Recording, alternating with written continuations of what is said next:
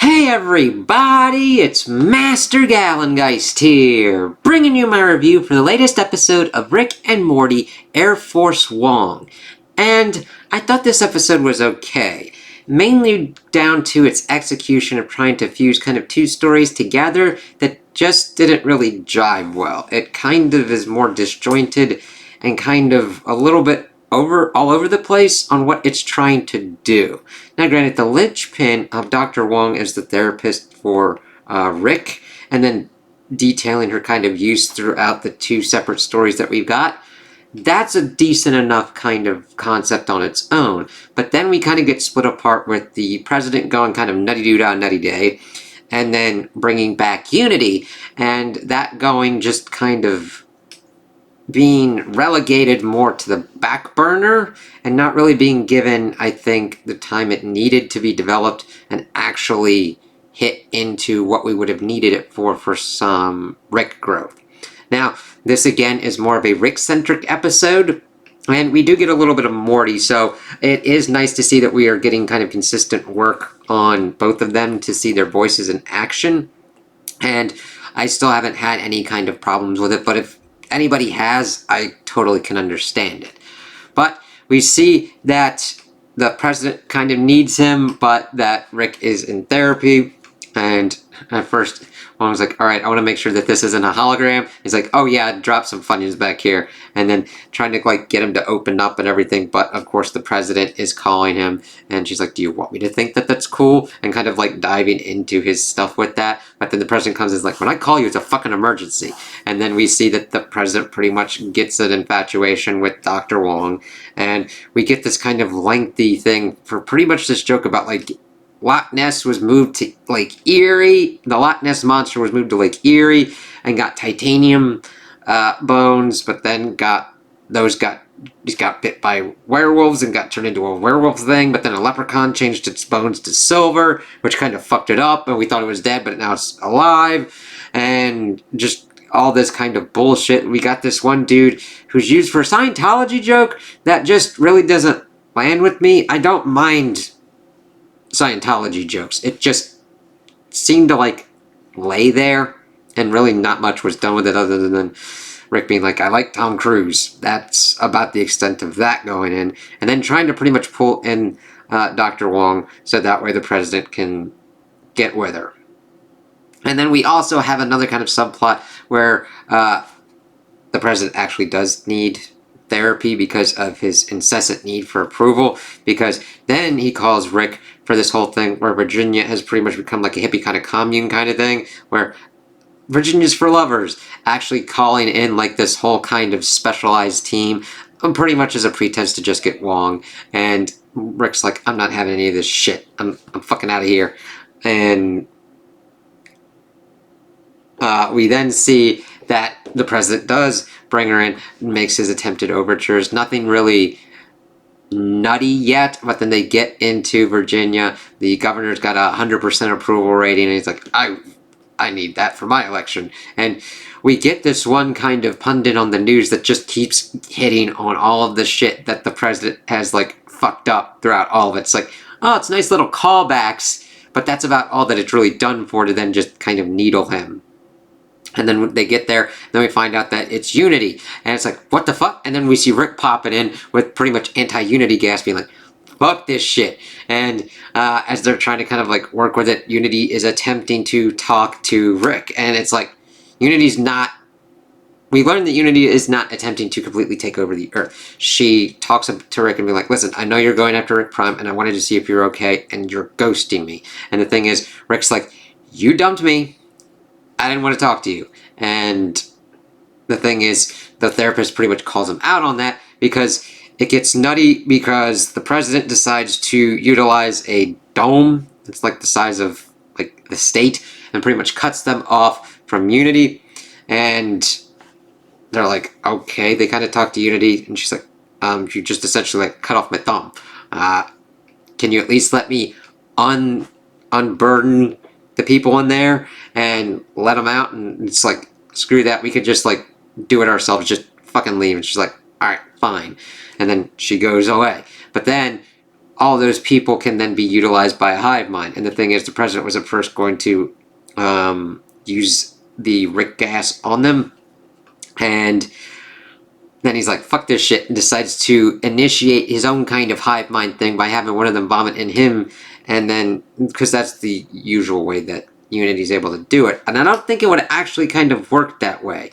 I think it would more just kind of turn his brain off more than anything. It's more that we need a little bit more understanding of how Unity's hive mind works. I don't know. I don't need a complete in-depth explanation, but I at least need to understand the kind of rules, because it would be hard for... Of course, it's kind of shown to be hard for the president, but then the president pretty much just does it without any kind of training or backlash whatsoever, and it pretty much starts doing this to get his whole kind of approval thing. And the therapist pretty much called him out on that kind of shit and then just kind of left. Rick, of course, then starts kind of taking his anger out on Summer and Morty. Granted, not completely of like trying to fuck them over and hurt them or anything, but like yelling at them and everything for what's kind of going on. And he does, Rick does at the end see the whole stuff that Unity did leave all these messages, and then somebody else's message about like Scientology. It's like, fuck. And we also see this thing of McStabby, which then is the stinger at the end, where it's a dude with just arms and legs that are stabby, like swords and shit. It's like, alright, not really much for me. It wasn't really completely bad, but it really didn't add anything for me, so I was like, eh. But he sees everything kind of going on with the president and decides to go with Wong out, and they talk with Unity, and Unity's like, listen, I understand what the kind of hunt for Rick Prime was doing, and I needed to talk to you to make sure you were alright. And the only way she could do that is to kind of go to Virginia, and just, she didn't know what state he was in, so she just randomly did one thing.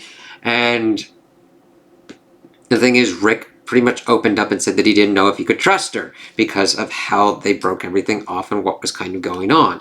And she's like, well, this is a fucked up kind of way of dealing with it. But Wong's kind of able to help him out with it, and Unities are like, alright, I have to deal with this kind of thing, which I told you would be a possibility if you left those people like that, because we could have just avoided this if you'd trusted me. And it's like, yeah, she's got a real good point there. And now she's got to go, and she utilizes herself to take on the president one, get everything out, and then she's like, listen, this is going to hurt because I got to purge myself from like a couple 100 million people. This is really going to fucking suck. It's like, yeah, she does a lot for Rick in this episode with that. And she's like, well, screw you, and sends him on his way, where he then listens to the recordings and everything, and then we get pretty much the stinger for at the end with Mr. Stabby.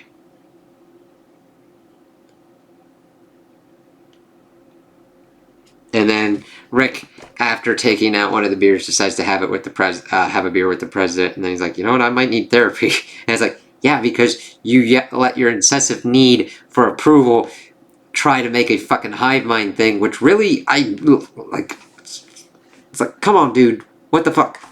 So I liked the exploration of the characters, but it's the execution for me that really went downhill. The president escalated to such a point, and with certain kind of rules that are like, huh? Him doing a kind of hive mind thing for approval works.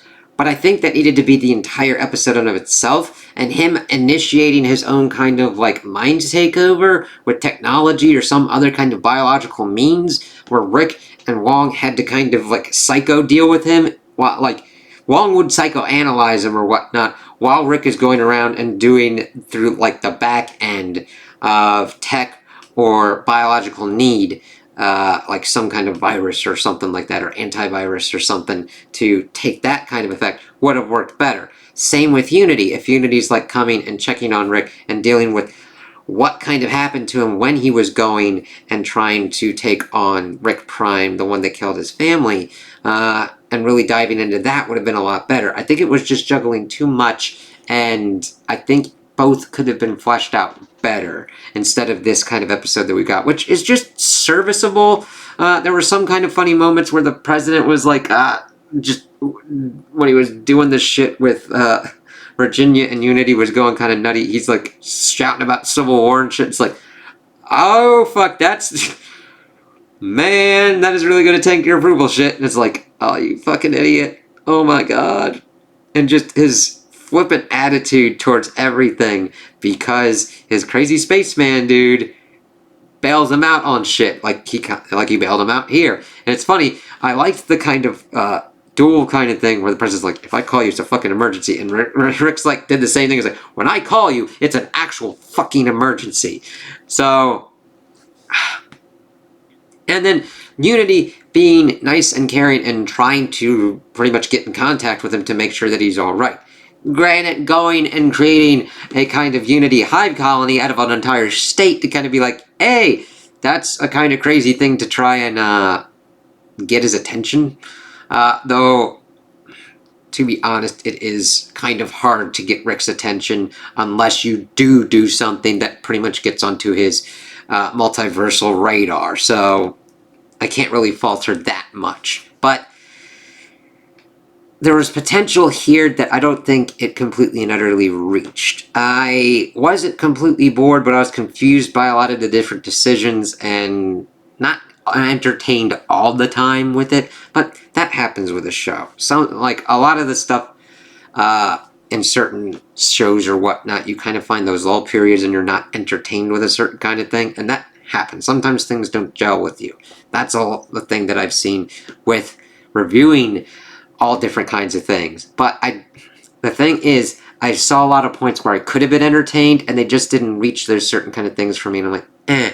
So, this isn't the worst kind of episode of Rick and Morty, but it's one of those kind of weird ones where it's like, these really should have been two distinct episodes in and of themselves to better execute on the promise and the potential of each of their respective stories, because I do like seeing them deal with Rick and see him try and grow and then kind of slide back because of the different kind of habits that he has. Him yelling at Morty and Summer are kind of prime examples, but then him trying to do better and trying to show trust in Unity even though she doesn't trust him because of how he's been acting.